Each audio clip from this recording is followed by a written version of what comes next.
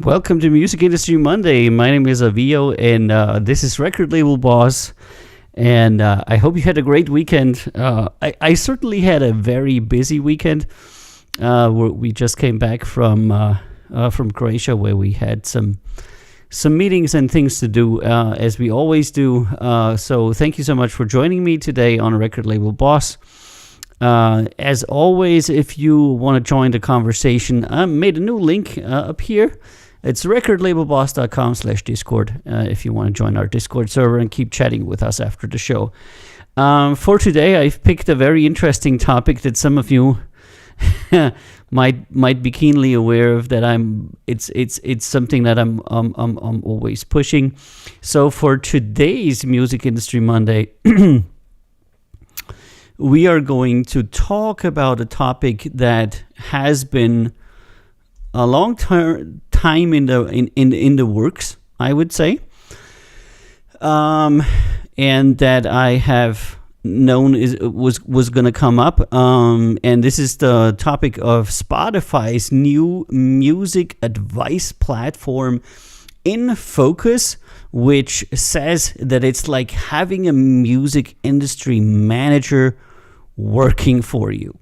And I was so thrilled because finally somebody's going to give me a music industry manager for free, and it's going to be our eclectic friends at Spotify who are going to do this. And I was beyond excited to go and check out the platform and to see what insights I could glean from that wonderful new service that we all have been just yearning for.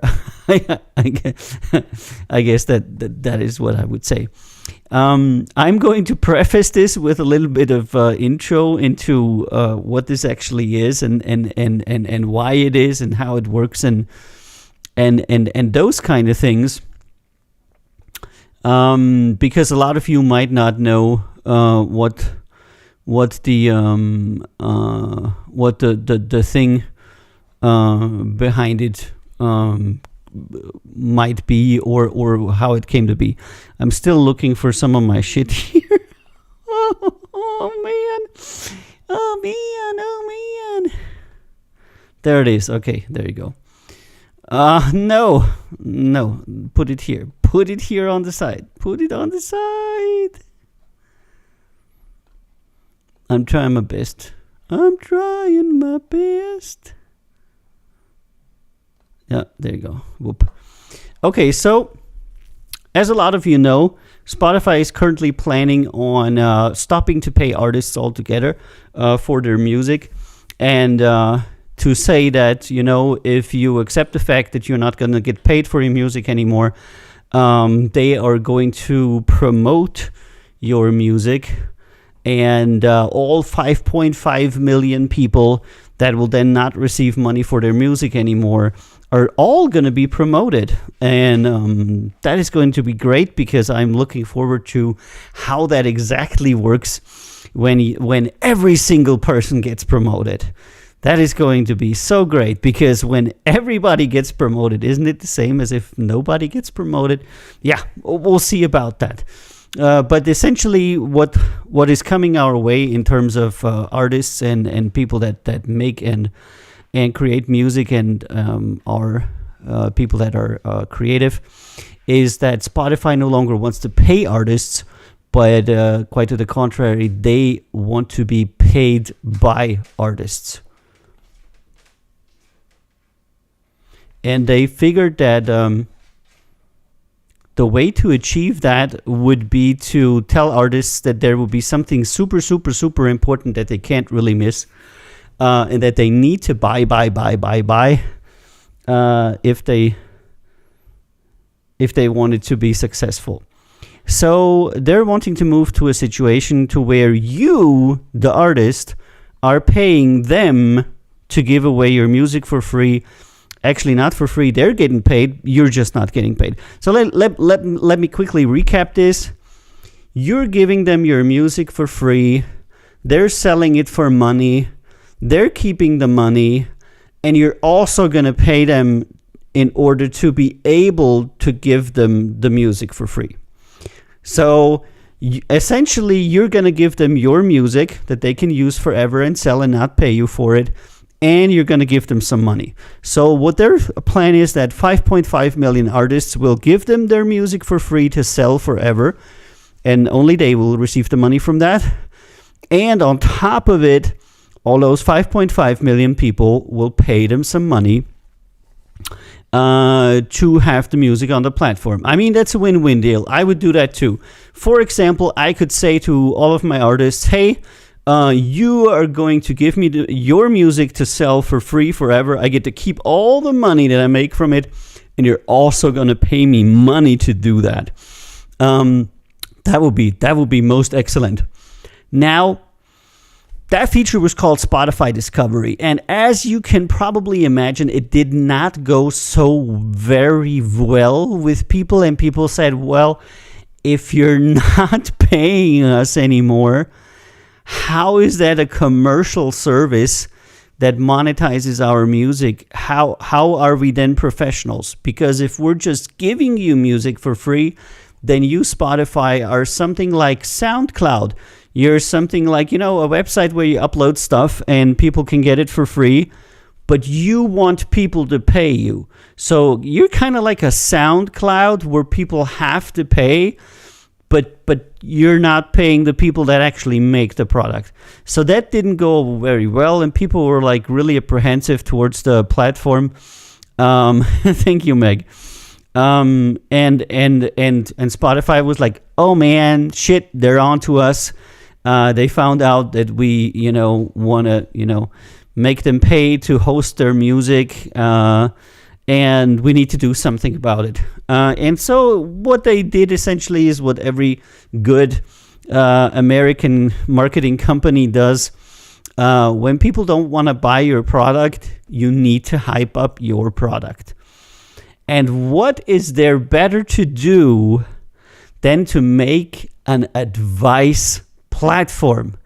How about you would make an advice service that would give you lots of helpful advice, and all of that advice would be one thing: buy Spotify's premium services.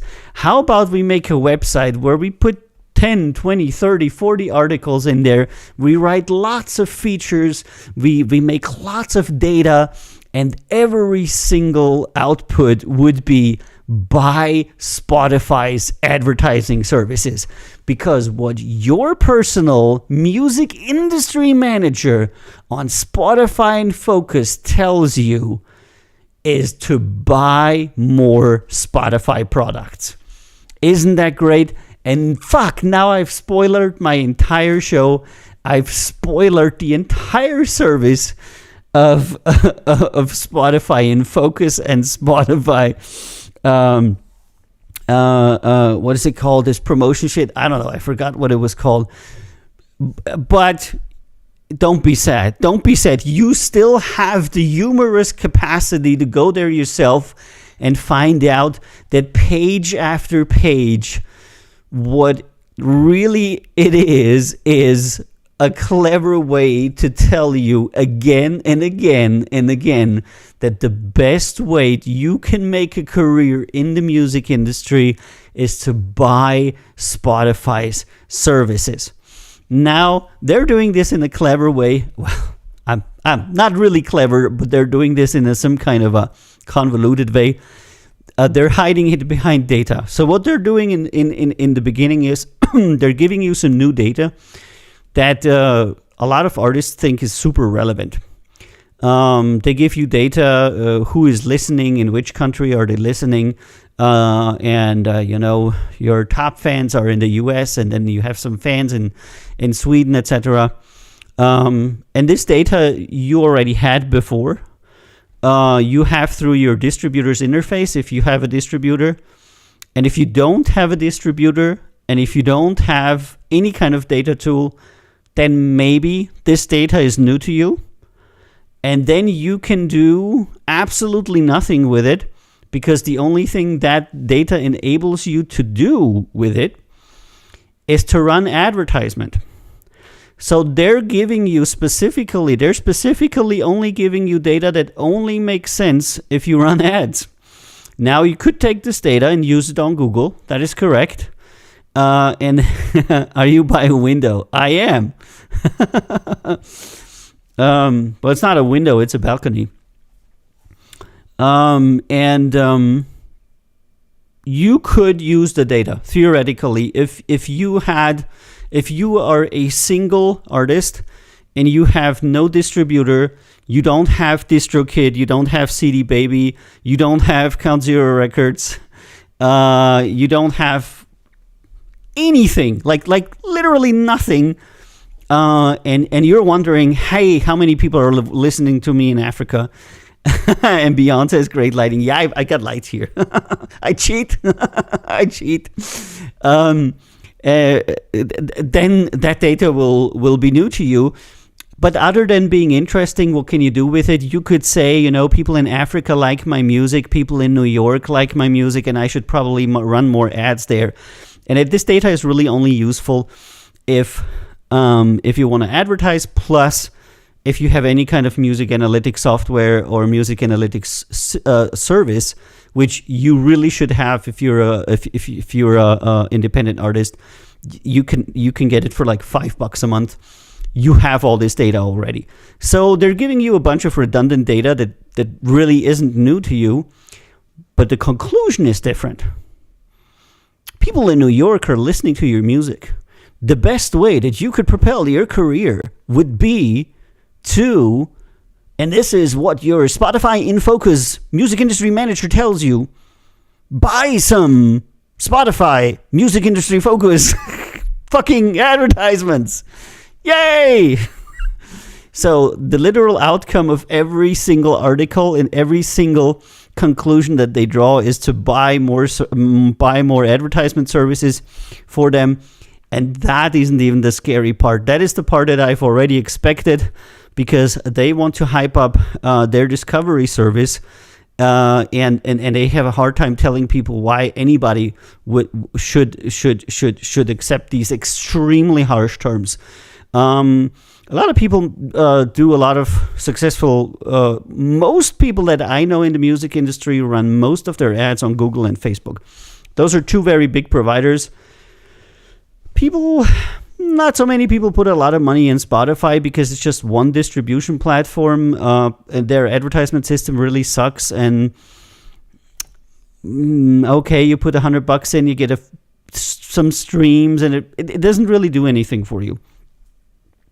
The scary thing about Spotify in Focus is that it comes in a great graphical interface. It comes with a great UI. It comes with a great you kind of like, you start it up and it looks really good, and you're like, oh my, you're so impressed. And I already have some people that give music industry advice to other artists. So there's artists that make like music industry advice videos to other artists. And I follow this one guy. I'm not going to say the name. I don't want to shame anybody.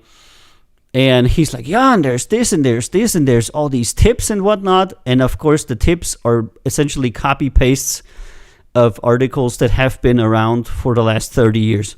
What is publishing? What is distribution? The very, very basics. So they made a blog filled with information that is readily available on the internet. And then they added some data that's also readily available. And the conclusion...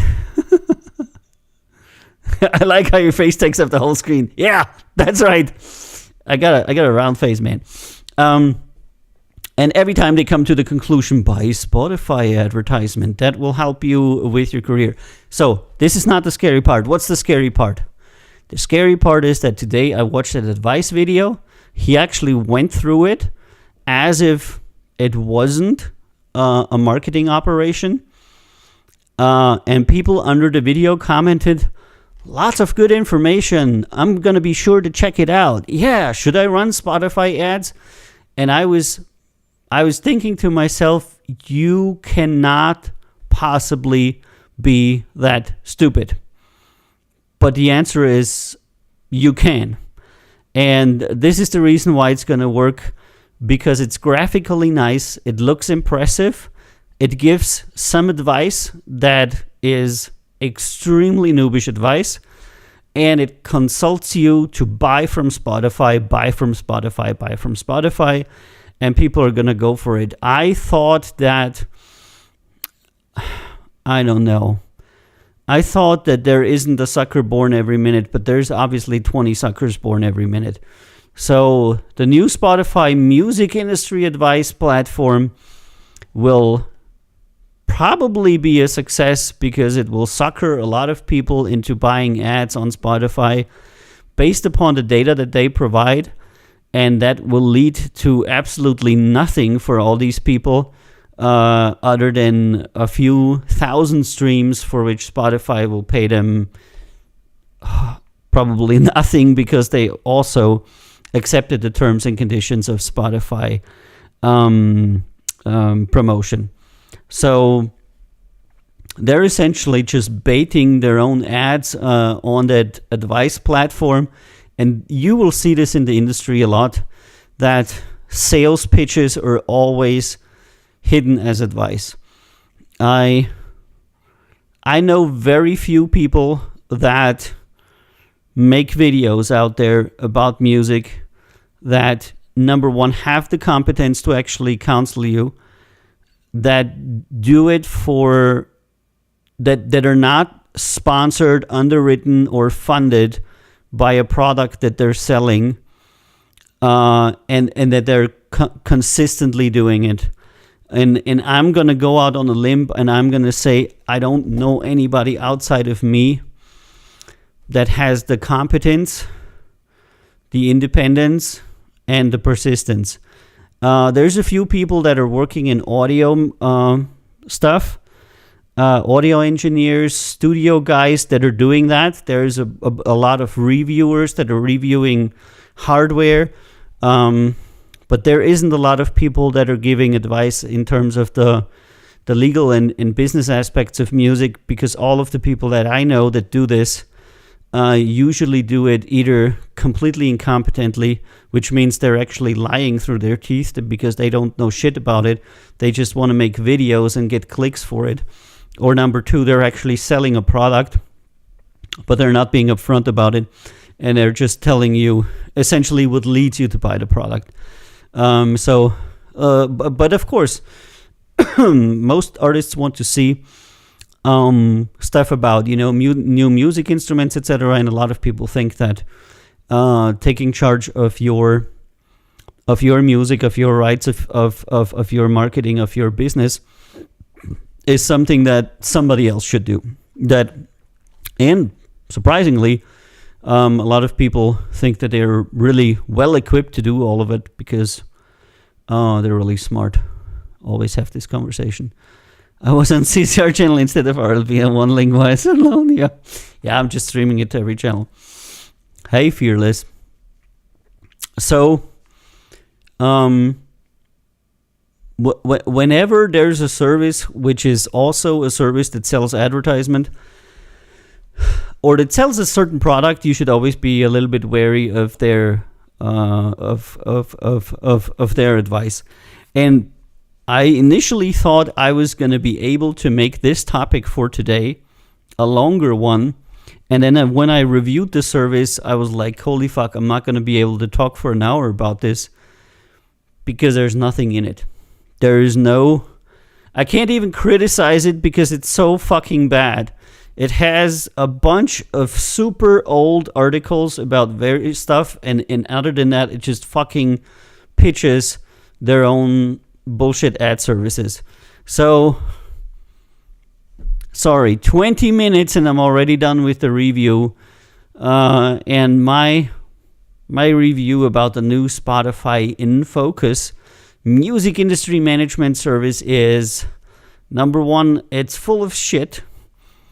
Number two, it has the most simple information that you could possibly have that is only new to you if you've never set foot in the music industry and you haven't read anything yet.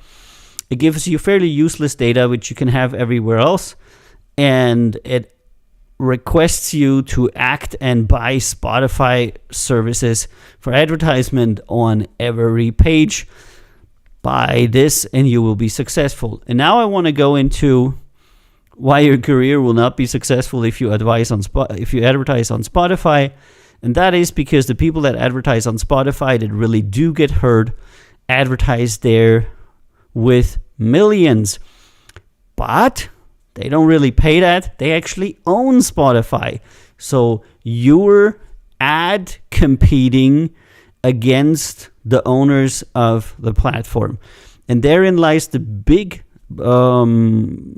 difference to Google, because Google is not your competitor for music. Google is Alphabet, is an advertisement company that pretty much, does a search engine just to have an advertisement service, to be able to sell it. So what they're doing is they're advertisers. You buy an ad with them and they put it on streams, and how much you pay and how well you place it is going to determine your success. Spotify is a music distribution service that is owned by your competition. And this is something that I cannot say often enough, and people don't get this. Spotify is owned by your competition. And people are like, are you talking to me? I'm like, yeah, I'm talking to you. Spotify is owned by your competition, and their business goal is to make you as little as successful as possible, and themselves as successful as possible. Fuck off. What does that mean? Spotify's owners own artists, and they want these artists to be successful on the platform because this is where they make a lot of money. Spotify's owners don't own other artists, and they want these artists to not be successful because they're not making money off of that. Why the fuck would Spotify, a platform that is owned by certain actors in the music industry, make people popular or famous from which they make almost no money? They would not do that. They would only promote the artists seriously that are the artists of their owners. Okay, reading. Bot is not feeding from Discord, it seems. Yeah, it's not correct, Vani. He can't see us. Hi, Vani. I just Discorded and that's not showing up on Twitch. Huh, is it not? How is it possible? Hold on, I have here the live stream bot. I'll say test.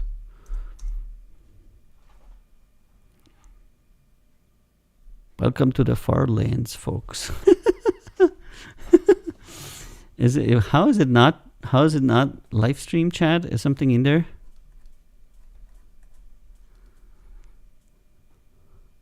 Oh, it does relay. But it doesn't relay the other way, does it? What is up with that? Kind of like weird. Okay, chatbot is not relaying everything. It's just relaying some things. Okay, so this is weird. All right, so this is what I wanted to talk to you about today on Music Industry Monday, where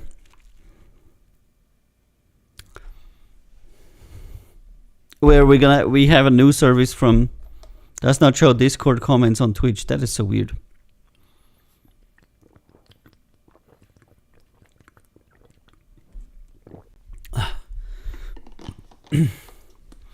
Yeah, we got some technical issues here. Not sure why, but we'll figure it out. Oh. All right, guys. If you have any questions to this topic, the topic of Spotify, and their new music advice platform, that maybe, hold on, maybe we'll do a funny and if and we'll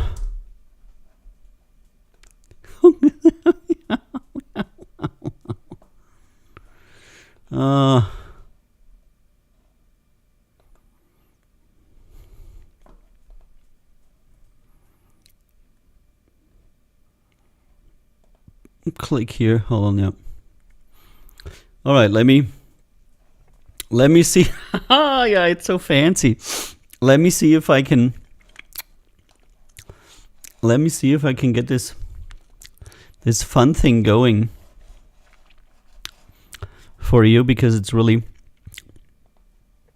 interesting, isn't it? Dum dum dum. Where am I? Discord? Is that it? Nope. Lottie. Babu. I'm switching scenes. There you go. There you go. I got some kind of like a thingy here. Oh man, I got a thingy here. Shit. What is that? Let me see. I'm sitting in front of it, quite proper. Proper. Ay boy, Luigi.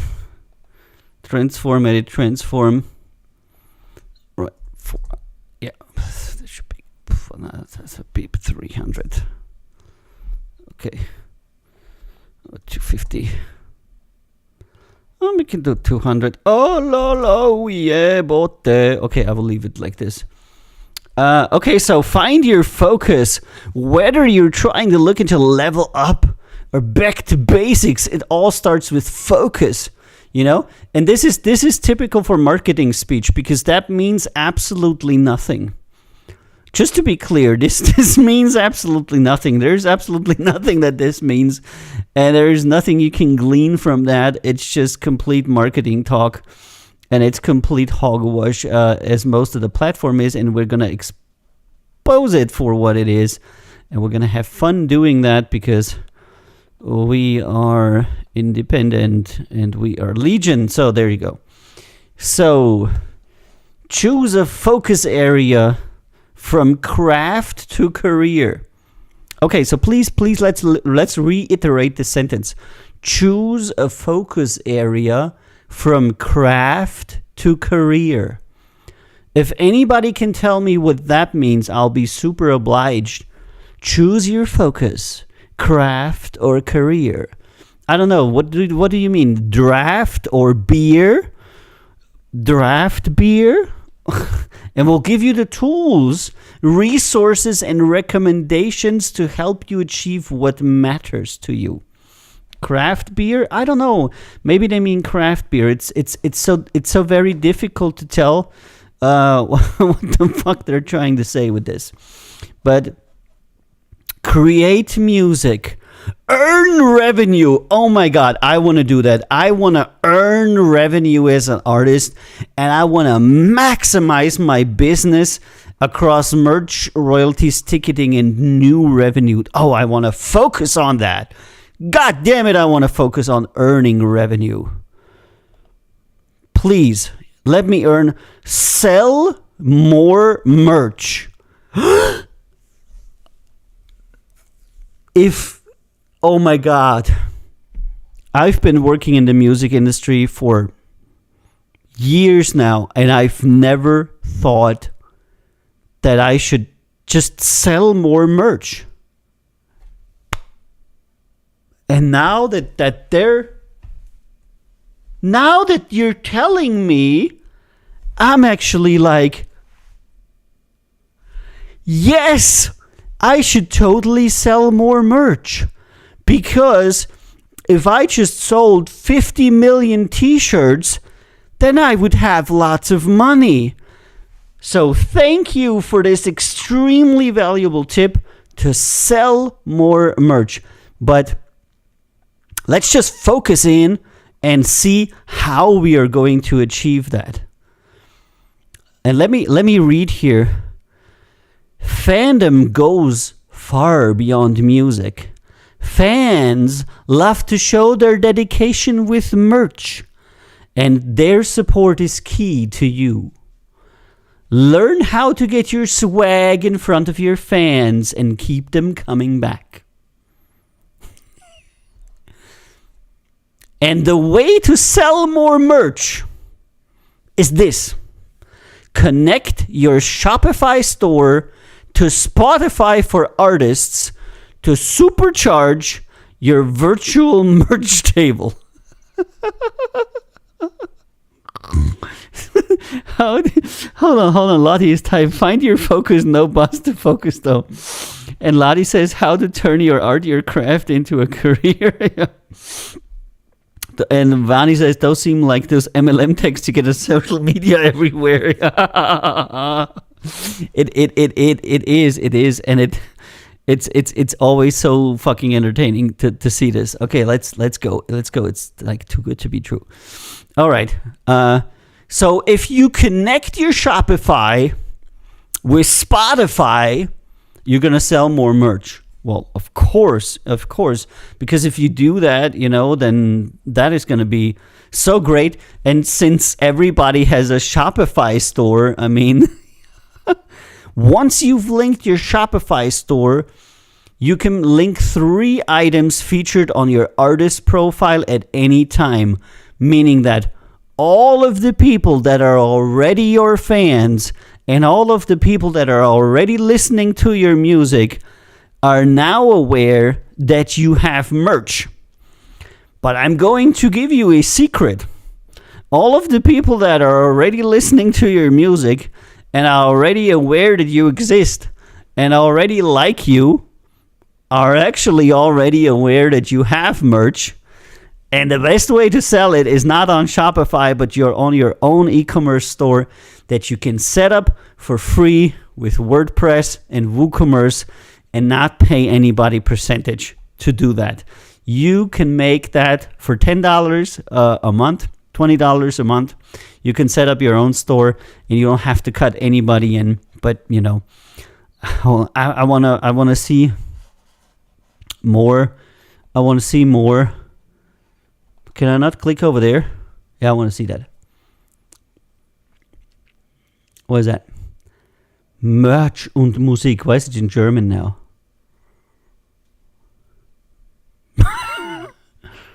Fan study. Our data might be the key. The timing is important. And now they're giving you fucking shit. This is getting better. You're gonna sell more merch.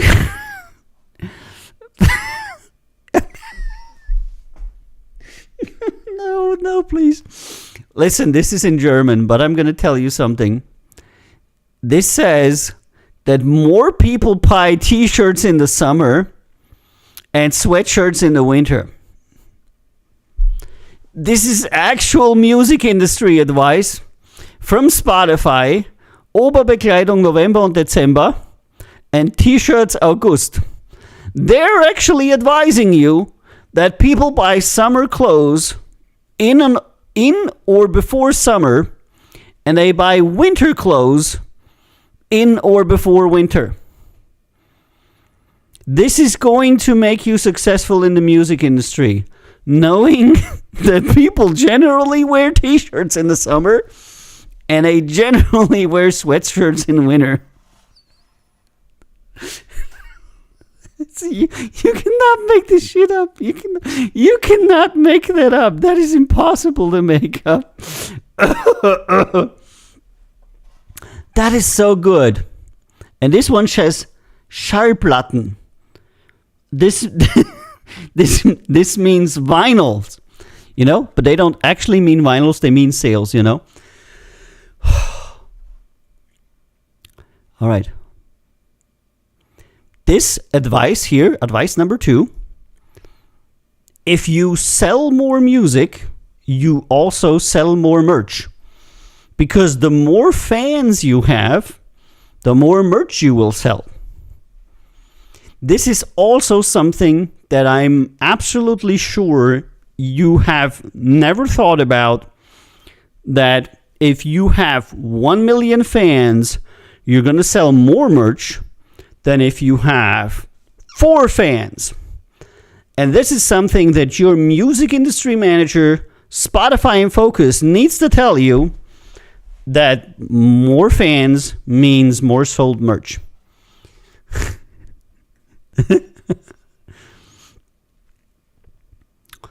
This is also very important advice. The happier your fans are, the more they will buy. So if your fans are really unhappy, they're not going to buy your shit. Next thing they're going to tell you, if your fans can't use a computer, they're not going to buy your online t-shirt. And if it's dark, it's probably night. Oh my fucking God. All right, Vani says she bought 1 shirt in merch her entire life because it was her first concert. You should buy some of my merch shirts. Come on.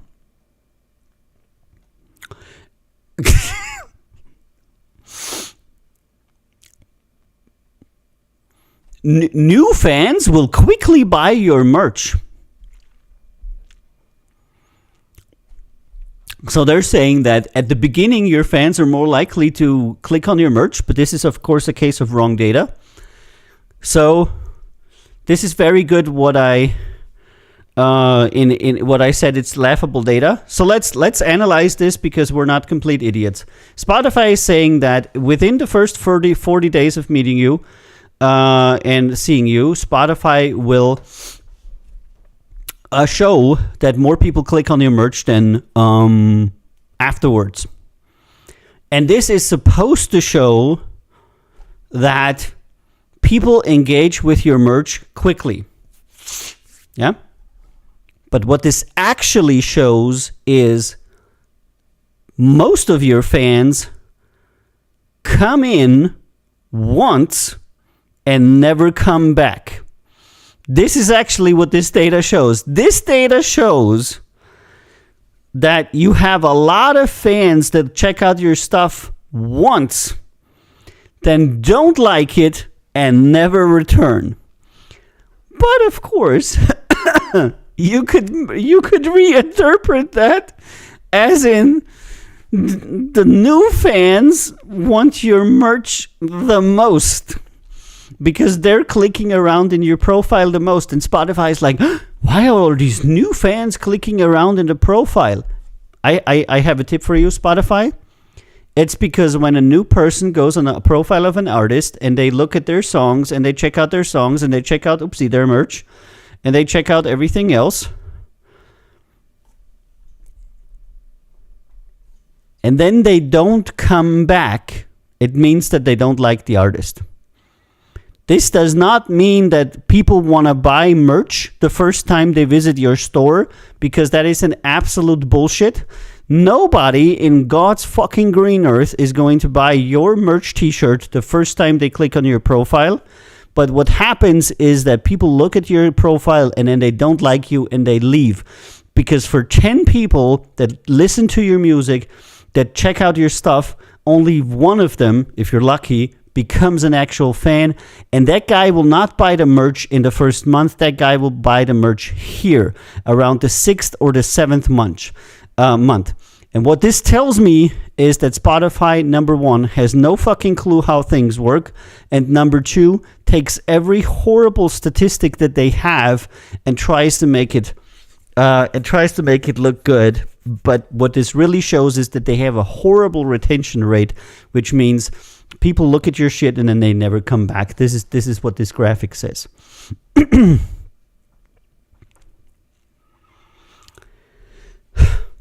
This is a great guide that says most people only offer t-shirts in black. And you should probably also offer them in white, gray, blue, green, and red. So you should offer colors. This does not say how many shirts are sold in these colors. It just says how many shirts of these colors are offered on Spotify. And I'm going to let you in on a fucking secret that the music industry has known for a very long time. T-shirts in black and white are the cheapest to make and sell the best. Because the people that want to buy a red t-shirt are far less people than people that want to buy a white or a black t-shirt. And white and black t-shirts are easier to produce. They keep color much better, and you have generally a better choice. So the reason why people have black and white shirts is because it actually works. And here you're advertising people to do exactly the wrong thing and to do these multicolored shirts, which I can tell you from our store, we almost never sell multicolored shirts, and we offer all of our shirts in multiple colors. You can buy any artist shirts in gray, red, whatnot, and almost nobody does that because nobody wants to have a pink shirt with their artist. Unless they're a girl and it's a girl artist, there's some. So again, wrong advice.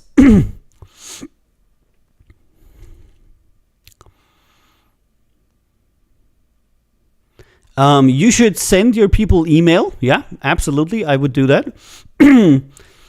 Fans First email marketing program. So Spotify says to you, sending your fans email is an effective way to market your shit. And I actually have to agree with them. Sending your fans is actually a really good idea. An email to your fans, because a lot of them will say, oh, there's a new song out, there's new merch out, maybe I'll check that out, etc. However, what they're not telling you is that on Spotify, they don't give you the email address of the fans. They only let you pay for an email that they will send to your fans, and they will never connect you with your fans. They will never put you in a forum with your fans. They will never give you the email address of the fans or anything like that. They will keep the data of your fans for themselves, and they will let you pay for every single email. Now, my tip is to get an Excel or no, Google Sheets, it's free, and then ask people to subscribe to your email list and to tell every one of your fans, hey, if it's okay with you, give me your email address, I'll put you on the list. Even with the easiest of websites or some email collecting tools, you'll have people that sign up because they're interested for you. And at that point, you will have the email address of the guy, and you will then be able to email them for free. So yes, email your fans when there's an update, but don't pay for every single email. This is bullshit. You are an independent artist. You have 10, 20, 30, 40, 50, 60, 100 fans. You don't need to buy a service to send people email and then pay for every single email when you can do that by yourself in 5 minutes. Absolutely no reason to have that. And by the way, this is also the reason why you should have your own merch store, because then everybody that buys the merch, you also have their data and you can send them updates when you have new merch. It's important. You need to own your fans. Spotify cannot own your fans. You need to own your own fans, and your fans are much happier with you having their data than with a third party having their data. So this was the great advice on merch. Let me just recap it. More people buy t-shirts in the summer. If you have more fans, you sell more shit. If your fans are happy, they will buy more. Fans usually don't come back on a Spotify profile. Black and white t-shirts sell the best, but you should sell other colors. Buy Spotify's emailing service because they are intentionally keeping your fans' email addresses from you. But how about you pay for that? So this is their merchandise advice section. I would give this a 1 out of 10 because there's one thing on here that is true, and that is that emailing your fans actually works. That is the only point that is in here. I would say that is 90% miss and 10% hit on this one. And ziehen, global.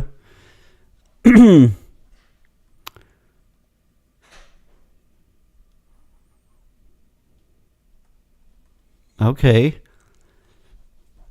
This is all some kind of bullshit. Let us... What are we gonna do? Reichweite. All right, let's go into this. Here they are advising you on how to reach new fans. First advice, Latin America, South America, is world record holder for discovery of new music. And I have to say that this is true because South America, Latin America is an area where people are have a huge affinity. Yeah, we love it when people buy our merch. And you don't have to go to Spotify to do it. You don't have to go where other people are taking cuts. And you don't have to give other people your data. All you have to do is go to recordlabelboss.com or maxbeauty.com and buy the merch from ourselves, and you're not paying a corporation that stands between us. Okay, so Latin America is discovering new music, yeah? That is true. That is absolutely true. And now I'm going to tell you another thing. And they're saying, hey, why don't you advertise in Latin America?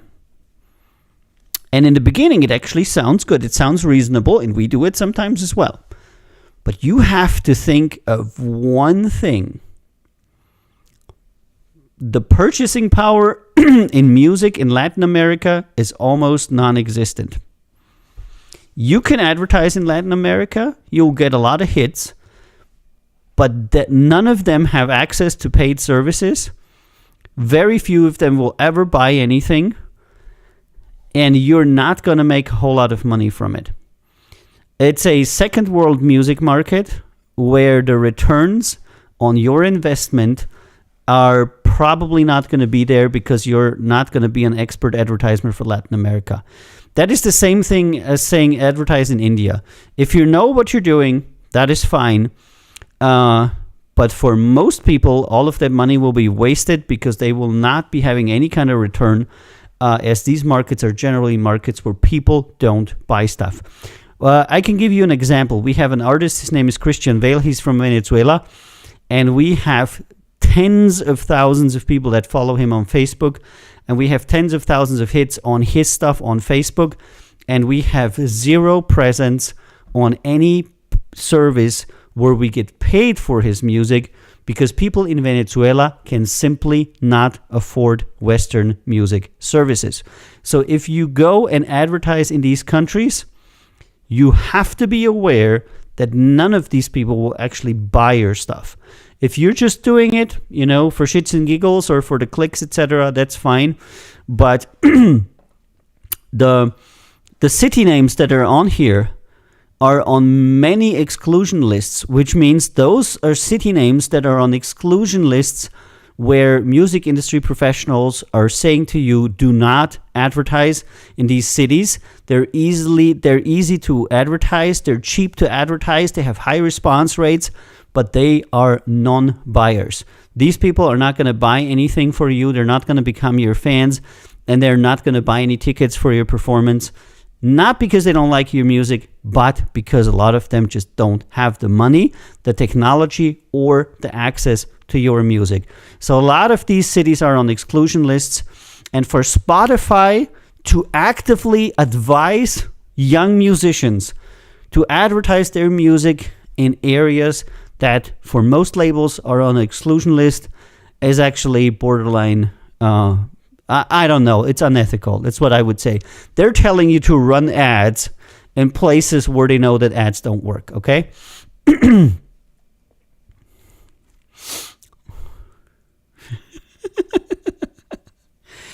These are wonderful statistics that are supposed to show that there's more and more cross-genre fans. When this is actually not true, because what's currently happening is that genres are dying because rock music, which they still feature big up here. Yeah, metal fans also like rock music. I mean, that in itself is something that you haven't known. You need to have a dedicated music industry manager in focus that is going to tell you that metal fans sometimes also like rock music. And the next surprising thing is that pop music fans sometimes also like hip-hop. And look at that! Sometimes hip-hop fans also like pop music. I could not have foreseen this. Next thing, you're telling me that classical music people also like instrumental. I will be so surprised. I will be baffled. I'll be falling off my chair because there's things that I've just never heard before in my life. And I just really need this music industry manager website here to tell me all about that. Yeah.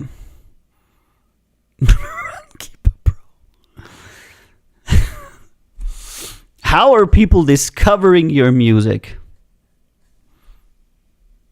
And this is actually nice and this is horrible. There's two things that this shit shows. That newsletters and services like Discord and services like running applications are actually great for music discovery. This is true. But what they're writing here is horrible. In 1 month, Discord has sent over 800,000 users to Spotify, and these people are using 9 million songs in only 14 days, which means that Discord is becoming a funnel for the world's most evil empire music distribution platform, Spotify, and that is actually not good. Listen to me why. If you meet fans on Discord, you have the chance to get them to sign up on your email list. You have the chance to get them to follow you on your YouTube channel. You have the chance to get them to follow you on Discord or friend you, join a server with you. The last thing you want for your fans to do is to go to Spotify, where Spotify completely isolates your fan from you, and you will have absolutely no connection to your fan at all. What you need to do as an artist is you need to create a connection between yourself and your fans, and you need to not send them to Spotify ever. Spotify is the lowest return platform that you can possibly have. Do not send your people to Spotify. If your people go to Spotify, you cannot stop that, but don't specifically send them there because they never come back from Spotify. Because Spotify focuses on bringing them to other artists. All right. It's already over. That was a short advice from our music industry manager. Let's go here on global. I don't even know why it's in German. I don't know. Can I change the language somehow so that more of you can entertain? Yeah, let's go to English. Let's go to English global. Artists around the world continue to break barriers, cross borders. Yes, artists around the world continue to drive their motor vehicles over various nations' borders. They're also eating bread, drinking water, and using the toilet. I need a music industry manager to tell me about that. I did not know that. I did not know that artists cross borders. But now they're going to tell us on how to create a global fan base. Okay, let's see. Fans like music. Fans like music. Fans like music. Okay, this still hasn't told me how to create a fan base. It just told me that people in Europe listen to music, people in Latin America listen to music, and people in countries that have less money don't listen to music so much because they don't have Spotify, because this is Spotify data, and they don't listen to music on Spotify, and they generally listen on other platforms. So I still haven't learned how to connect with my fans. Fans are putting a world of artists on the charts. There's never been more representation from more places. Places?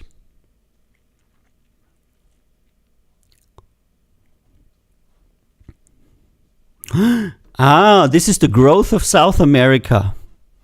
South America is growing as a music market. That is true, but this has absolutely nothing to do with how to build a global fan base.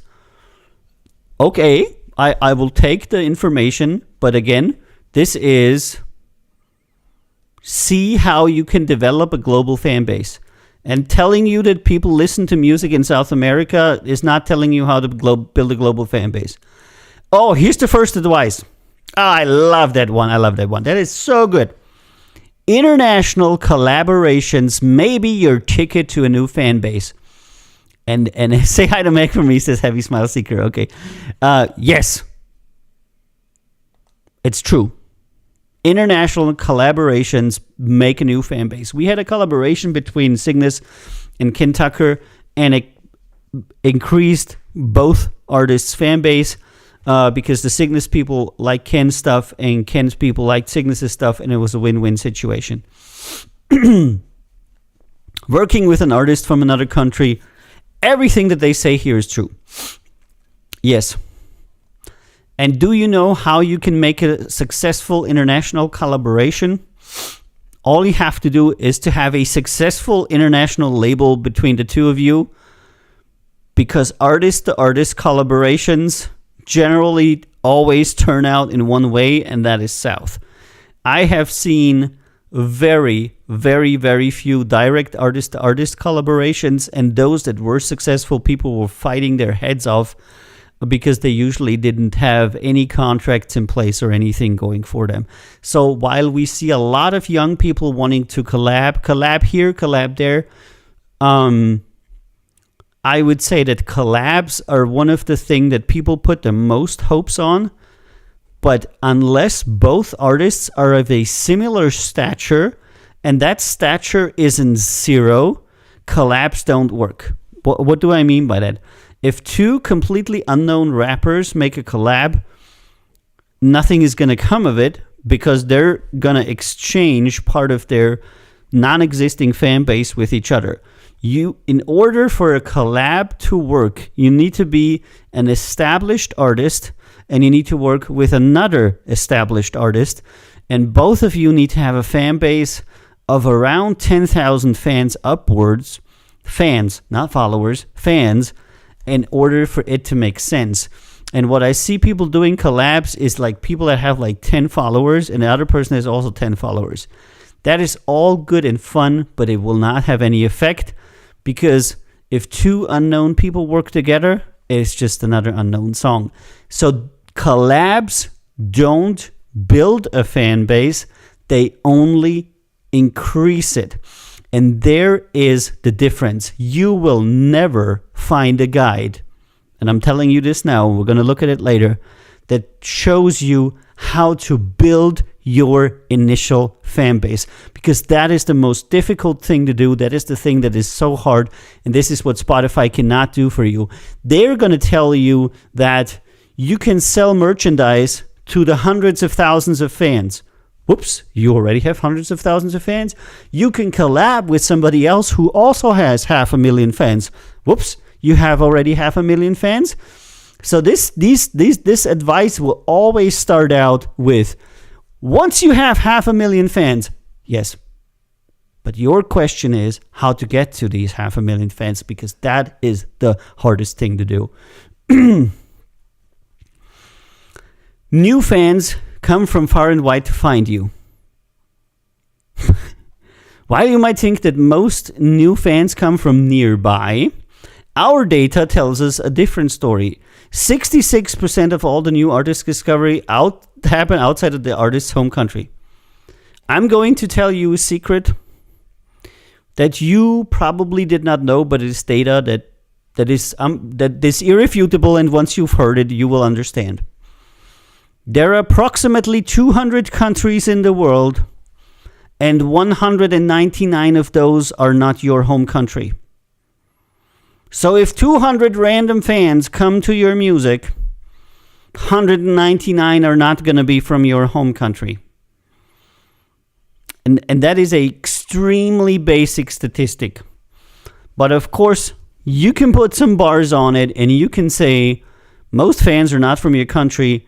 That's because there's 200 countries in the world, and unless you are from a very big country like the US or Germany, if you are from Austria, if you're from Switzerland, you're from a tiny country, most of the people will not be Swiss, because the proportional relation between the world's population and the Swiss population is that most people in the world are not Swiss. And this is the information that Spotify gives you here, kind of like how do demographics work. I live in a country, but it's not the same country that my friend lives in. How is this possible, and why are there different countries in the world? You know, like, this is fucking idiot advice. I don't even know what is up with that. First, artists should build a fan base home, and then go global. In the first year of their release on Spotify, our data shows the majority of the artists get the new followers from home rather than abroad. After 5 years, that flips. Yes, but here again, Spotify comes to the wrong conclusions because they don't want to tell you the ugly truth. What is the ugly truth? It's very simple, actually. And I'm glad I had so much statistics at university. When you start out and you make your first song, who are going to be your very first listeners? Your friends that are, ta-da, in the same country. The reason why you have a higher percentage of people that listen to your music in the beginning of your career from your country is not because of the people in that country like your music so much, is because all the people that already know you and listen to your music are in your country, because those are the only fans you have. your mother, your brother, your friends, the people that go to school with you. The first people you're going to reach as an artist in general are going to be people that are in and around you. And these people will be the first people that listen to your stuff. And of course, they are from your country. This does in no way mean that you should start in your country with your music, because that depends completely on the type of music you do, because certain types of music are popular in certain types of countries, and you should always start promoting your music in the country that music is currently popular in. For example, for Cygnus, we have a lot of fans that are in Northern Europe, and not so many fans in other areas, because in Northern Europe, they kind of like Viking folk rock metal music is popular. So again, completely wrong advice, because Spotify does not know how to interpret data, and they don't want to tell you that in the first year, only your friends are going to listen to your music, and only, and mind equals blown, get this, they admit that after 5 years, the majority listening to your music are actually not going to be your friends and family. You know what that means? That means that this distribution platform is absolutely worthless, because it's going to take you 5 years to bring in more actual fans to your music than what you already have as family and friends.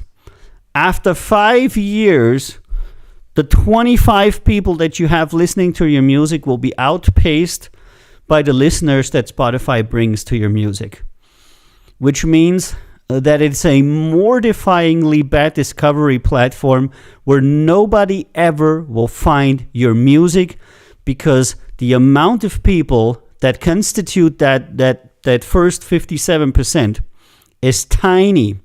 That's like 20, 30 people. In order to flip that 57% are now from somewhere else, you just need 30 listeners. What they're telling you here is that it's going to take you 5 years to find the same amount of listeners as your friends and family are from the first place. And, power of statistics. Fans from Thailand share music. Yeah. The Thai people share music the most. Again, what are you going to do with this?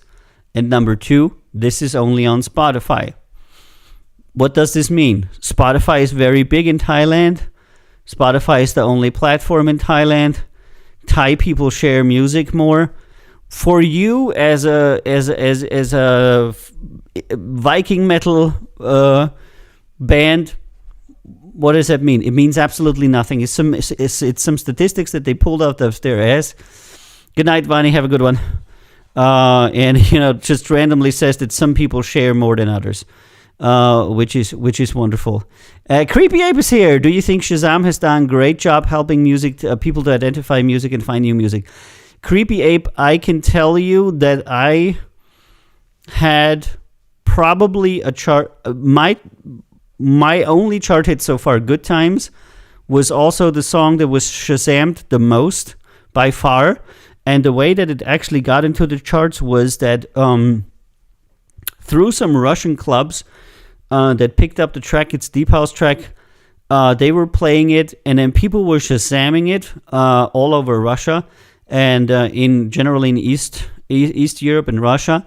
And they were Shazamming it, and from the Shazams, I got the chart placement, and from the Shazams, it was picked up on the radio there, because people heard it in a club. And I had an incredible amount of Shazams that preceded me having that chart hit. So I was actually personally surprised, because I'm not the person that uses Shazam a lot. But I got to see in the data that Shazamming was connected with people playing that song, because as an indie artist, you just don't have the money to put hundreds of thousands into advertising in every country in the world, so people are not going to know what that song is when they hear it. and then thousands of people were shazamming it and then playing it on Apple and on Spotify and stuff like that. But they did not discover that song on Spotify, on Apple, or anything else. They just played it on there, but they did not discover it there. They just discovered it in the club when the DJ was playing it. And this is what I'm saying. If you want to put some money in advertisement, don't put it in Spotify. People don't find music on Spotify. Fucking advertise it with some DJs and have some people play it, give them some bucks, and make some cool club DJs play your shit. Definitely send them your music for free and ask them to play it. Much better than Spotify. So that one chart hit that I have, where I have all the data and I can actually tell you how it happened. It went underground DJs, underground DJ clubs, shazamming, higher level clubs, radio, shazamming, and then playing on Spotify and Apple. That's how it went. And this is generally what we see on how things go viral, how things become popular. What's the downside of uploading your music to SoundCloud? If you upload your music to SoundCloud as a free user, which means you're not with a label like us, because when we upload our music to SoundCloud, it is actually protected and we do get paid for it. People generally don't know that there's multiple ways to release on SoundCloud because artists generally don't have access to that. So when we upload music to SoundCloud, we get paid for it. And our copyrights are protected, but when you, as an independent artist, upload your music, you do not get paid, and your copyrights are not protected. And both of these things are very, very dangerous. Never upload your music to a place where your copyright isn't protected, because anybody could steal that song. I know it's very convenient to just upload your music, but you have to content yourself with the fact that if you do that, people might steal your song, and people will steal your song. Is there a music sales sharing platform you like? Yes, ours. We've built our own music selling and shares platform.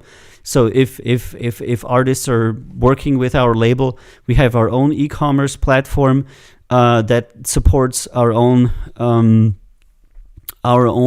player in an app, and that supports our Discord music bot.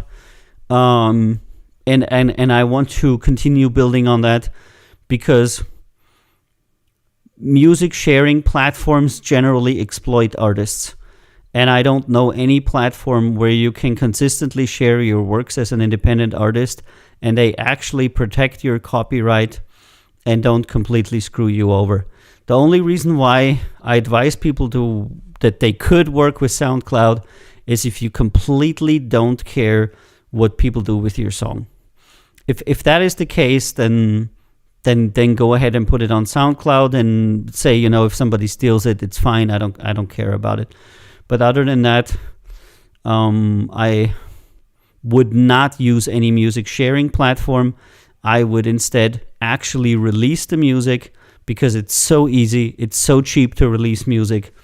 And then everything is legally completely checked for you.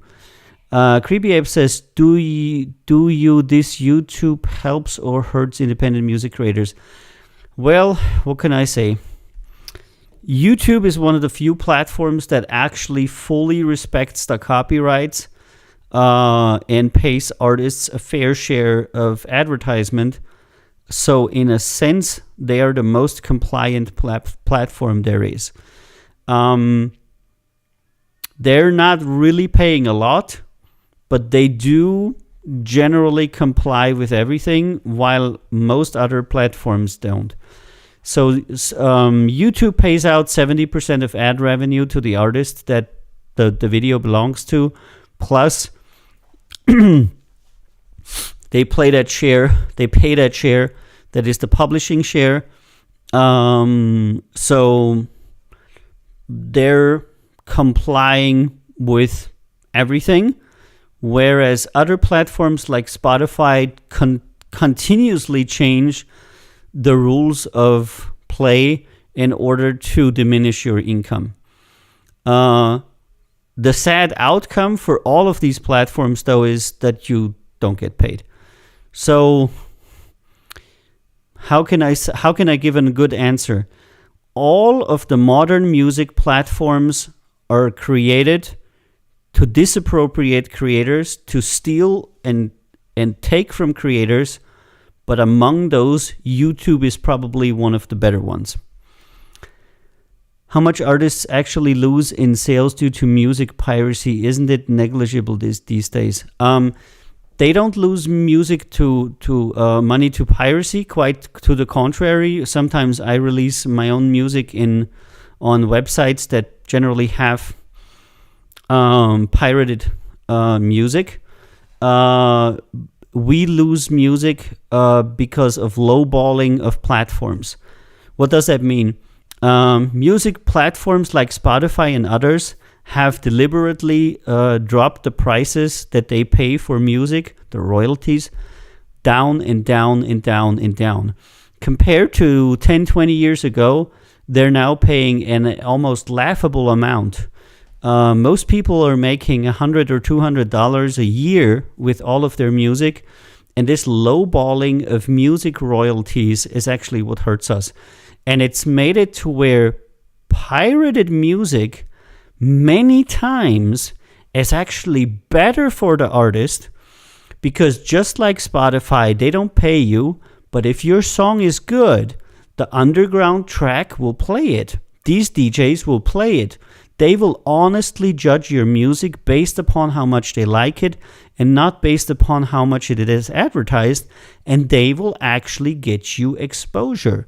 So if you're asking me, pirated music is actually better than sold music. It's insane. But it is that way. If people want to pirate your music, let them. Because it means they like your music. And they will actually share it and make it go viral. So just make sure you have the copyright so that if it really blows up, you're secure and you can, reel in the cash. That's it. Given the advancements in AI technology, do you think there will be a one-click solution that can instantly master a song perfectly, says the Creepy Ape? A lot of you are probably familiar with Lander. I use Ozone, and the answer is yes.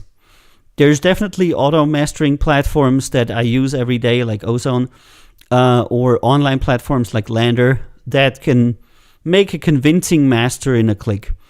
It's not going to be a perfect master, but it's going to be fine for 99% of the people. Now, a lot of people have said to me that the stuff that I master is just so great, and how do you do this and whatnot. If you have a real audio engineer master your shit, it's going to be better. But for the bulk of the people, it's not going to matter, because number one, either you're an audio engineer and you have the equipment, or B, you pay somebody who is. And this is usually not an option for new artists. Creepy Ape says, lots of questions from Creepy today. That's good. Do you have different strategies on how each of your artists make money? For example, some will earn from sales, other by concerts. No. It's actually surprisingly similar. About 5% is music royalties. About 25% is merchandise. And about 75% is live performances. So music royalties are a amount that you might as well forfeit. If nobody would pay us royalties, we probably would not even notice, because they're already paying us so little that I like to answer the questions, Creepy. It's great. Because they're paying us so little in royalties that it doesn't matter. So somebody says to us, we're not going to pay you the $100 in royalties this year. Okay. We'll go to McDonald's two fewer times. Oh, damn it, one fried chicken less. The money really comes from merch and from live performances, and everything else is just a fucking joke. As I said, recently had, and he's on our Discord server, René Luengo, who had a song that was had 1 million streams. He did it together with another one of our buddies, Dominic Fritz. Had 1 million streams. They did it together. Each one of them made 900 euro from it. And that is like the only song of theirs that went viral so far. So in 5 years or 6 years of making music, they had one song that went viral, and they got $900 for it in a year. Not like in a day or a month or something. In a year, you know. But if you're a professional artist and you work for 5 years and then once you get $900, like once, like literally once, like times one, that isn't anything that you can live off. That's nothing that you can count on. That's nothing that you can do anything with. You can say, hey, that's nice. And I said to him, dude, that's a major achievement. That's really good. I like the song too, and good for you guys. And he said, yeah, but it's shameful. Like I can't live off of that. I can't. What am I gonna do? I get $900 once. I've been making music for 6 years. What are you supposed to tell the guy? Royalties just don't fucking pay anything. There's no way. And then you have, you know, the 20% merchandise, and then you have the 75% performance. So it's all about performance. You need to find people that you can perform to, and for that you need to know venues, and for that you need to have some kind of reputation. And there's a whole different game on how to get into performances. And people are very, very, very busy, kind of like with the whole streaming situation. But they only years later actually understand that streaming only makes about 5% of your income. It's actually a completely unimportant part of your money. And of course, they're listening to me telling them all the time that streaming doesn't pay them, blah, blah, blah, whatnot. But after knowing René for quite a few years, I had the feeling that he was uniquely surprised how little he got from streaming. And artists that come to us, even though they're listening to me rant about how little streaming pays, are always like, yeah, so how was the performance this year? What did we get? I'm like, €28.50, and we're not paying it out because we don't pay out below $100 because it would be eaten by taxes and payment fees. You know? It is fucking shameful. If I take somebody that is in South America and I pay them out to $25, they're going to get 15 because the rest is going to be fees. So most artists don't actually receive money from us on an annual basis because there's just not enough money to pay out. Because you should pay out $100 because your fees are going to be at least €10 for making an international transfer. So you don't want to pay more than 10% fees, transaction fees, you know. So this is actually a very horrible situation. So yeah, if you want to be a successful artist, make sure that you have fans that you can sell merch to, and that you can successfully perform. And for that, it's very important that you can perform. And by that, I mean that you can not only make music on the computer, but you can actually, I don't know, be behind a DJ controller, or you can play an instrument live. And a lot of people actually never think that they, you know, what I always ask people, what's your set? What's your 30-minute set? What's your 60-minute set? What are you playing? How are you doing that? And they're like, yeah, we can't really do a set because all of our musicians only work with us in the studio. And then I ask people, how are you going to perform? How are you going to make money if you don't even have a band? They're like, yeah, from streaming. I'm like, okay. So a lot of people are finding out that they don't even get to be profitable musicians because they can't tour and perform.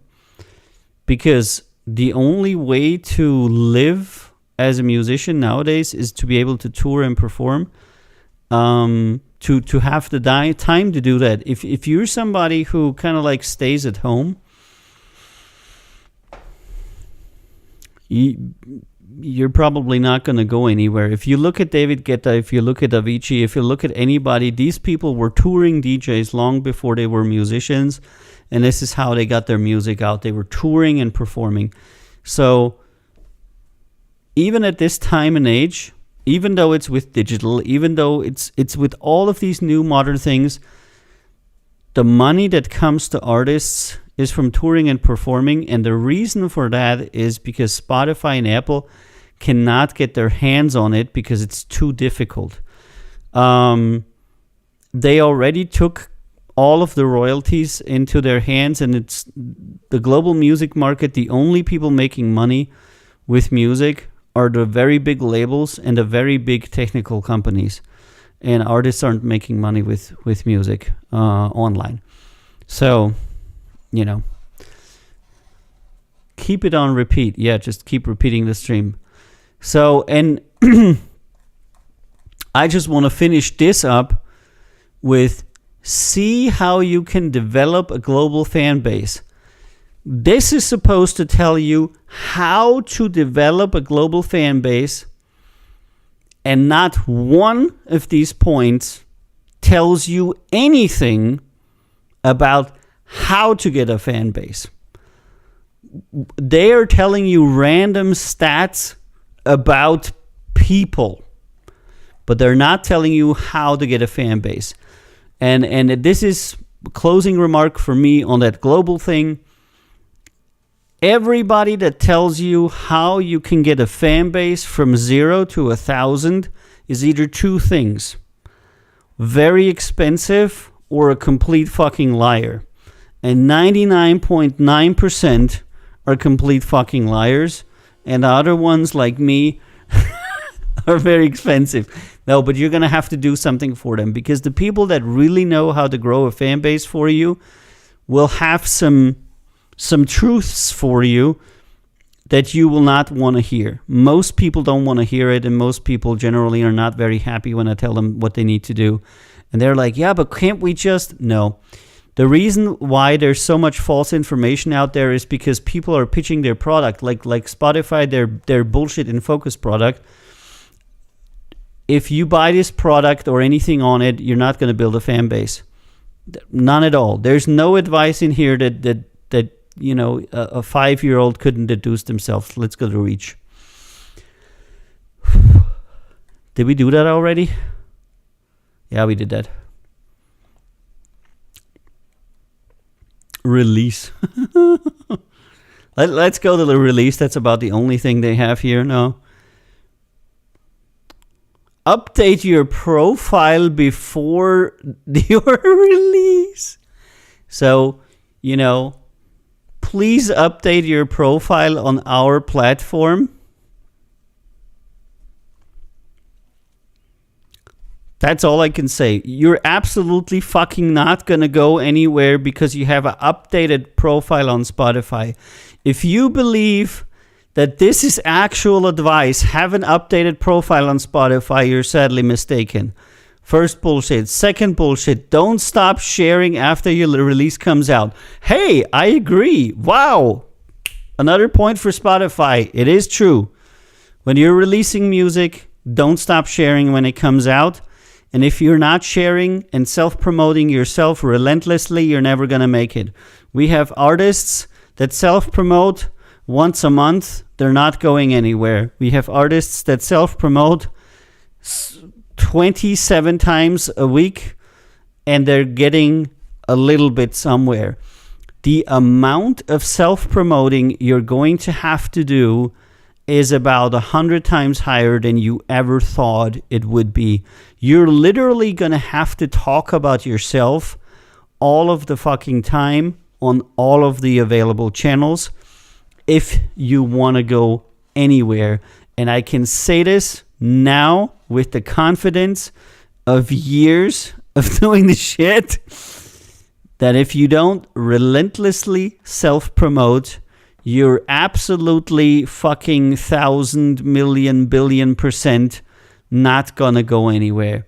And the reason for this is that the only way that people learn about you is if you promote yourself and you talk about yourself and you share your stuff with people. And most musicians just don't want to do that. And they want to hire somebody else to do that, but they generally don't have the money to do that. So even, and I have to say this, even if you're on a label, a lot of people think that if they're on a label, they can stop sharing and the label will do it for them. Absolutely not. Labels will only seriously promo you once you've reached maybe $500,000 income annually. Before that, hardly anybody will ever invest any kind of money into you. Why? Because it's a dead given that they're not going to get it back. I have seen the closest that you could get to getting a contract that is with promotion is when you're making maybe $300,000 a year. Before that, nobody's really going to promote your stuff. And Yo-Yo says maybe they mean keep a profile up to date, meaning if you not updated after some time, if somebody's searching, you look inactive. Yeah, but what they were saying is their Spotify profile, keep an updated Spotify profile. That's just some crap advice. But if we make it general, half updated profiles, it's probably true, half updated profiles. And this, what they're saying here is true. Don't stop sharing your release after it comes out. And actually, and I'm going to tell you one secret, this is the first way that you're going to get fans. Talk about yourself. And a lot of people have a huge problem with talking about themselves. If you're one of these people that have a problem about talking about yourself, it's very unlikely you're going to be successful. Because if you want people to talk about you, you could either hire a company that makes people talk about you, that costs money, or you can do it yourself. If you say, I don't want to do it myself, then you're going to have to pay a lot of money. And a lot of the people that are now on Billboard had that. They had rich parents, they had essentially inherited wealth, and they were able to self-promote using their parents, their family's money to promote them, to get them connections. I'm talking about Lady Gaga, I'm talking about Ed Sheeran, talking about Adam Levine, talking about Ariana Grande, talking about a lot of people that were from rich families to start with, and then their families invested up to tens of millions of dollars into their careers. And you being none of these people means that you only have one chance, and that is to self-promote. So my standard advice to everybody is you have to be a relentless self-promoter or you're not going to make it, because if you were rich, then you wouldn't be here. If you were rich, you would approach us and say, I want to have a service contract with this and this in it. I want you to do this and this for me, and this is almost nobody who does that. So most people come to us and they don't have any money. And they say, what can we do? I say, 3 posts a day on every channel that you have. Reddit, TikTok, Instagram, Facebook, whatnot. Make 3 posts. Could be video, could be audio, could be both. Could be graphics. 3 posts and post it across 3 channels. 1 in the morning, 1 in the midday, 1 in the evening. Do this every day for the next 5 years. And then people are like, yeah, but that is so much work. And I'm like, yeah, it's a lot. And here comes the second free advice. It's very hard fucking work. It's harder than you ever thought it was going to be. And that's what a lot of people don't want to hear. People want to hear that you can get a lot of fans by updating your profile picture on Spotify. That's what people want to hear. That's why they read guides like that. That's why they upvote guides like that. Update your picture profile on Spotify. Fuck, nothing will happen. Absolutely nothing will happen. Do me the favor, if you're an artist, go today, update your profile on Spotify, and tell me if you have more views tomorrow. You're not. And then therein lies the problem, that people don't understand in the beginning just how much effort it is to promote your stuff. So don't stop sharing after your release comes out. And people say to me, yeah, but it's not new anymore. Oh, good thing I want to talk about this. There's a group that I have, and they said, I said to them, why are you not sharing your stuff? And they said, yeah, it came out a year ago. I said, how many people have heard that song? And our numbers indicate that that song was heard by about 30,000 people. And then I say world pop. Okay, so the world has 7.7 billion people. Okay? And out of these 7.7 billion people, 30,000 have heard your song. How about you keep sharing your song so that the other 7.6 billion people can hear your song? And this is what people don't get. People are like, yeah, it's an old song. It doesn't matter. Nobody has heard that song. If you're an indie artist, nobody has heard your song. No matter if it came out a year ago, 2 years ago, 4 years ago, 10 years ago, people haven't heard your song. Why? Because only a few thousand in the world have heard it. And you can continuously share it. You can share it every day on every platform that will have you. And you keep doing that until you have millions of fans. And then you can pay somebody who does it for you. Question: how long should I keep doing this? Answer: until you have enough money to purchase the services of a person whom you pay $5,000 a month that can do it for you. So once you have the ability to pay $60,000 for somebody to do it for you, then you no longer need to do it. Before that, that's your job. Okay, I agree with Spotify. So this is probably the second point out of 50 or so. New releases give other music a bump. Yes, this is true. Because new music comes out, your fans listen to it, then they come back, listen to your other song. This is also true. So releasing new music is always a good way to engage your fans because people like new stuff. So whenever I release a new song, people listen to my other stuff. Whenever Cygnus releases a new song, Ken Tucker, we can see this in every data. That is true. However, this will not build you a fan base. This will engage the fan base. This is also something else. This isn't necessarily advice on how to build a fan base. This means that the engagement of your fan base increases when you have a new release, which is kind of like what everybody kind of like knows anyway. But this advice would generally not help you to grow your initial fan base here. A release is never finished. Yes, very much true. I would want to completely support that statement because there's 8 billion people in the world. Most people haven't heard your release.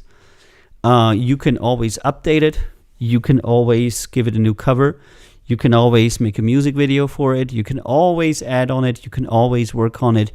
And I know that a lot of artists, don't want to hear their old releases anymore, don't work on their old releases. It's really boring. I don't want to do it, blah, blah, blah. But that point is that you can work a release for 5 years easily. And you'll have people that have never heard it every day. And this is something that you need to understand. You're working on a market that's 8 billion big and almost nobody has heard your music. So bringing your music to the people is kind of like your deal. So again, no real advice on here on how to build a fan base other than to keep sharing, which is true, and to keep working, which is true. So I would say here, quite a few true statements, but absolutely no advice.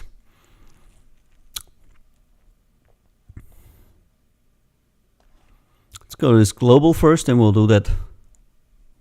Aha, we already did that. Fandom is borderlitic. I said these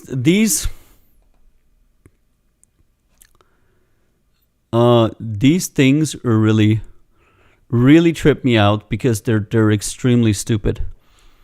All right, let's see what we got here in focus. Connect your Shopify store. Once you connected your store, fan study, brand partnership shares his for your merch game. Okay, so out of these 5 topics that they have here, 1, 2, 3, 4 are about merch. No. 1, 2, 3. This is all merch. What am I doing? Is this the merch point? Yeah, this is the merch point. It's all merch. I'm an idiot. Selling merch. Okay. Sell more tickets. Yes. This is going to be so great. Sell more tickets. How to become rich. Number 1, you're poor. Number 2, you receive a lot of money. Number 3, you're rich. You know, actual advice here. In order to become rich, you need to receive a lot of money. Hype up your concerts. Advertise on Spotify. Let your fans know.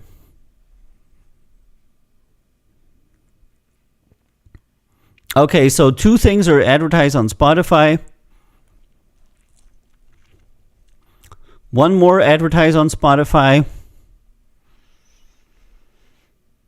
And then 2 things are let your fans know. So their advice for selling more tickets is to purchase a lot of Spotify advertisement products, which is gonna absolutely do nothing for you, because that's actually the completely wrong advice, because people that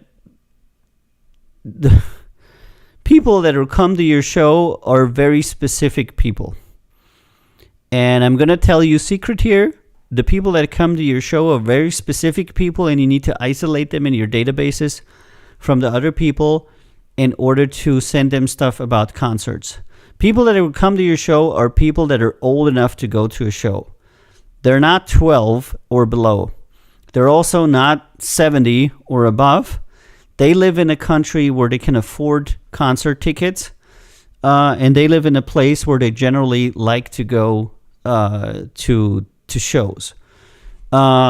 This narrows down your fans quite a bit, and then you should have, again, another email list or a forum where people that have a strong affinity for you are, and where you can talk to them about your tours, etc.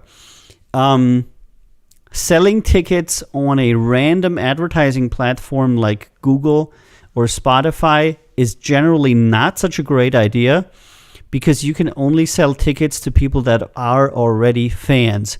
And herein Spotify makes another mistake. They're offering you advertisement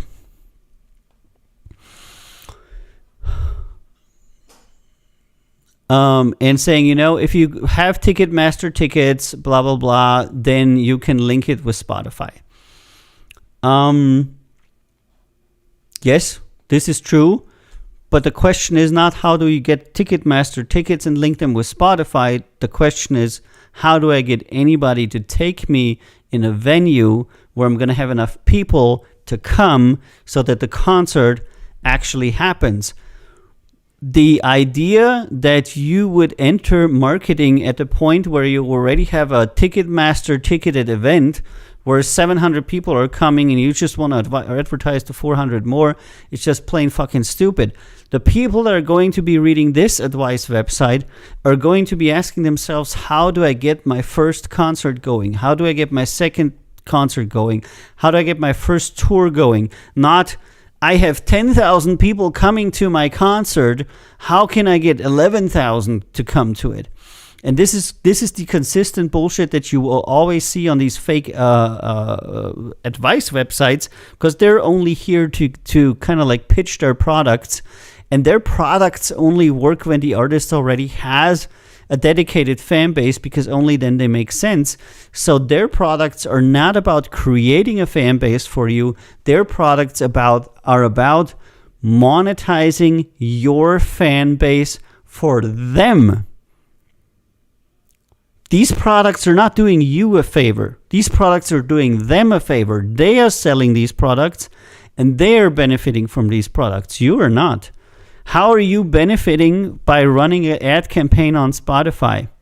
Spotify is benefiting from that. You should be digging into your fan base. If you have the email address of every single of your fan, you should be heavily advertising your tour to your fans, because those are the people that are going to come there. What if your fan doesn't use Spotify? What if your fan uses Tidal or Apple or something else? That's complete bullshit. You would never do ticket sales on Spotify because only a small percentage or a certain percentage of your fans are ever going to use Spotify. You are going to have to advertise your ticket sales yourself, and you're going to have to advertise them by knowing your fans. Be on the Discord server with them, be on an email list with them, things like that. So this is actually completely fake advice that will not make you more successful unless you are an extremely large artist, and then you don't need these shitty services. Then you're gonna hire a PR agency. Then things are gonna be completely different, and marketing is also gonna work in a different way. So selling more tickets isn't your problem. Getting your first concert going is your problem. The problem that a typical independent artist has is not, I have 10,000 tickets, how can I sell 11,000? The problem is, I have 10 fans, how can I get to 100? And putting it on Spotify isn't going to do that for you, because your fan base is going to be distributed over a very large place. This, by the way, is the number one problem. There's 200 countries in the world, and if you have 200 fans, every fan is in a different country. So doing concerts actually requires you to have a certain concentration of fans in a certain physical location. And this is actually the problem. Streaming royalties, I don't even want to click about it. Create new revenue streams. Yeah, let's go to that. Okay, understanding what PROs are. This does not tell you about creating revenue streams. Marissa shares opportunities. This doesn't tell you. Add a support link. Spotify's business advice to you is to make people donate to you. Yes, absolutely. You should have people donate to you. This actually works, but you probably don't need Spotify to tell you that people can donate to you. Learn the basics about sync licensing, about how to be prepared when an opportunity comes. Artist management expert talks about platforms to land business deals. Generic Text 1 talks about Generic Text 2 on how to land Generic Text 3. I'm not even gonna... I'm gonna have to listen to this horrible video. Yeah. No, we're not gonna do that. We don't have half an hour to listen to crap. That's why they like to put it in videos nowadays, because then they get paid for the click, etc. Because if they make a write-up, everybody's just gonna flip through the write-up and say, oh, that's really lame. So yeah, they're telling you absolutely nothing new about the revenue streams other than ask your fans for a donation. So in case you haven't heard about it yet, I'm going to give you the full value of this advertisement tool of Spotify in one sentence. Ask your fans for donations. This is what it is. Create new revenue streams, and what's hiding behind it is ask your fans for donations. Understand the music business. I love that. I want to hear how to understand the music business. And what's the first point? Get the full picture of Spotify's royalty payments. The first point of understanding the music business is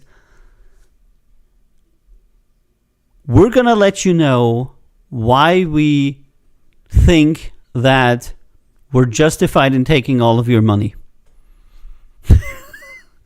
We are doing this. We are doing that. We're doing so many things for you. Okay, so the first point, they're whining to you about why they're actually totally justified in taking all of your money. From key players, the new way song start breaks down the inner workings Holy Christ, the inner workings by song start. What? Who the fuck are these people? Who's who in the music industry? That doesn't help you. The ins and outs of publishing, that doesn't really help you, because, by the way, if you do publishing correctly, you're going to increase your royalties by about 25%, and you're going to go from $100 a year in royalties to $125 a year. So publishing is something, but it's not going to get you anywhere. New ways of working in the industry. All right, we're going to check that out. About key takeaways. There is no right way to get into the music industry. Focus on defining your why. Yeah, okay. Switching the goalpost. Hey, that works. So learning the music industry is about understanding that while you're getting fucked, you should be concentrating on the beautiful aspects of of life. Just don't care about the money. Focus on the flowers. Because as long as you're focusing on the flowers, you know, maybe you'll be able to take all the abuse that people are gonna conduct on your ass. Building a strong network, that is true.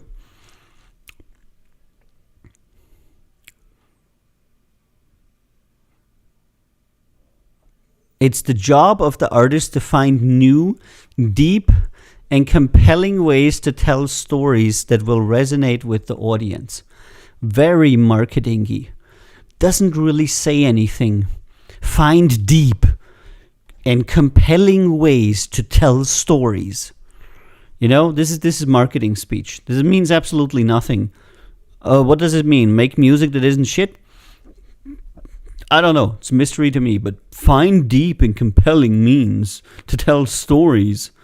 And then maybe put some like, I don't know. Find your true self and work from a place of inner strength. Guru Rakbashta can advise you. Oh, that's wrong product. It's the role of an executive or business partner to protect an artist's work, help them make money from their music, and innovate new business ideas. Absolutely. Problem is, most artists can't afford a manager, and labels will not take them because they're not making money. So a business partner for 99.9% of the artists is far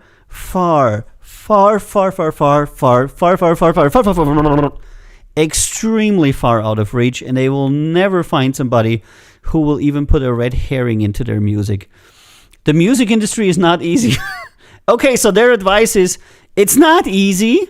You should smell the flowers, and when it comes down to work, you should have a business partner who does the work for you.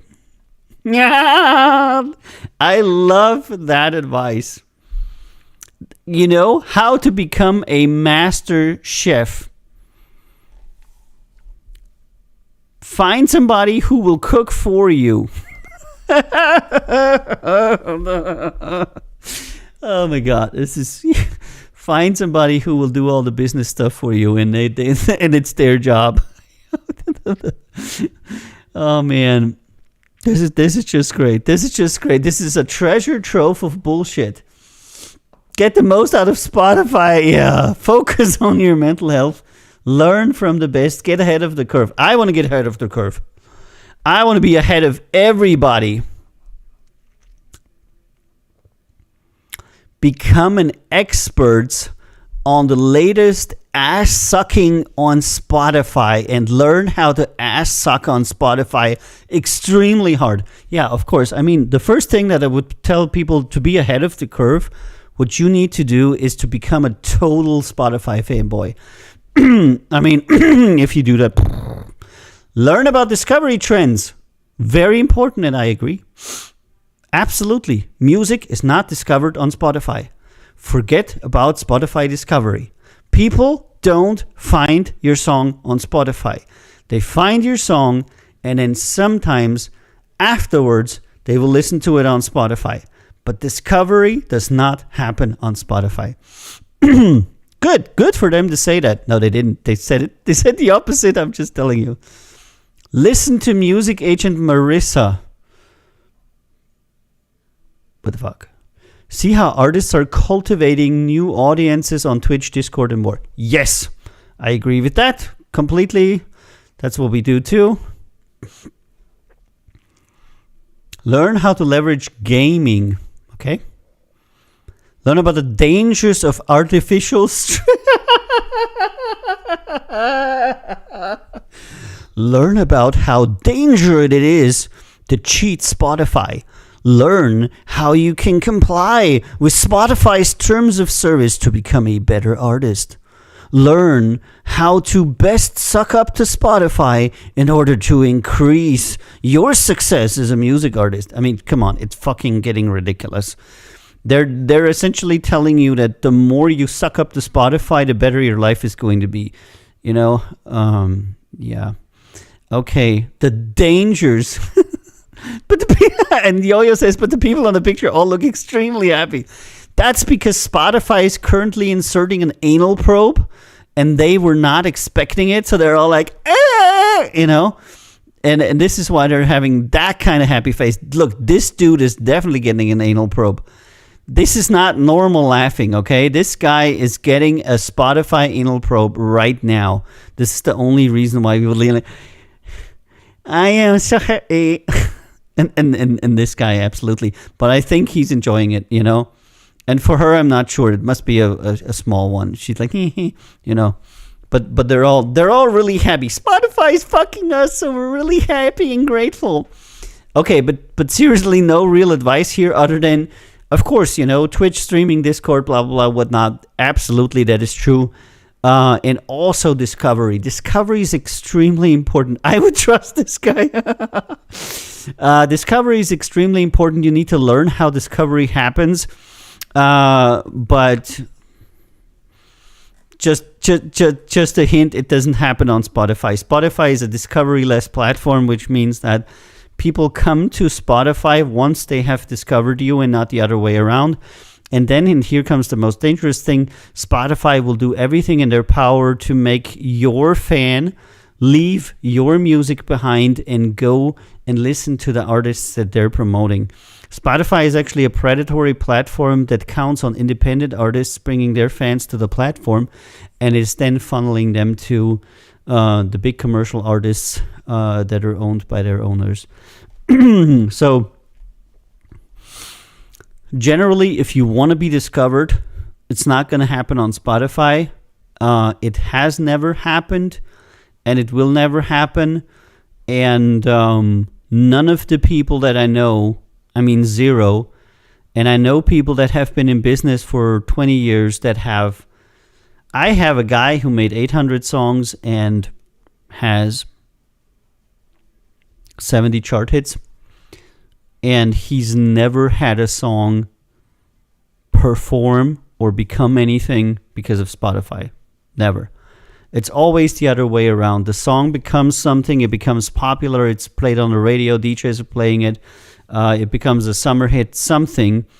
And then people also listen to it on Spotify. Spotify is a secondary platform. It's where people go once they know you and your song.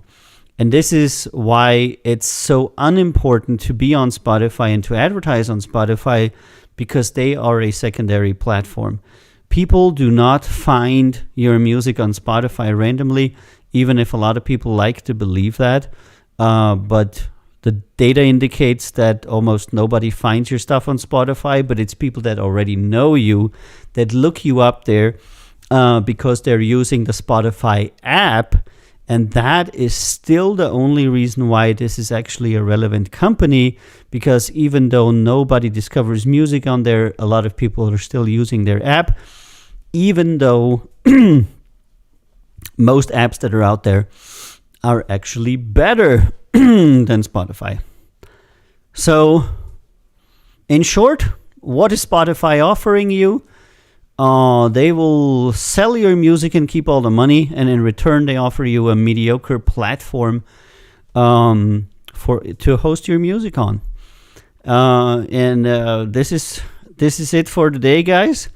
Uh, I want to say thank you for being on Record Label Boss. Again, if you want to join us on the Discord server, that's recordlabelboss.com/Discord. The link is up here. And you'll be able to chat with us and ask us any question that you want to ask us outside of the show. Other than that, I'm be coming back on Wednesday with another Record Label Boss at 2000 Central European time. And tomorrow it's going to be Meg's Beauty for her Tuesday stream. She's going to be coming on at 1800 Central. Until then, I want to say thank you to all of the people who are listening to me. Thank you for the questions, especially Creepy Ape. That was very interesting back and forth there. And join us on the Discord. That's recordlabelboss.com/Discord. And I'll see you on Wednesday. Stay cool, stay focused, and have a great time. I love you all. See you later. Червона калина похилилася, чогось наша славна Україна зажурилася, а ми тую червону калину підіймемо, а ми нашу славну Україну веселимо. Ой, у лузі червона калина похилилася, чогось наша славна Україна зажурилася, а ми тую червону калину підіймемо, а ми нашу славну Україну веселимо. Ой, у лузі червона калина похилилася, чогось наша славна Україна зажурилася, а ми тую червону калину підіймемо, а ми нашу славну Україну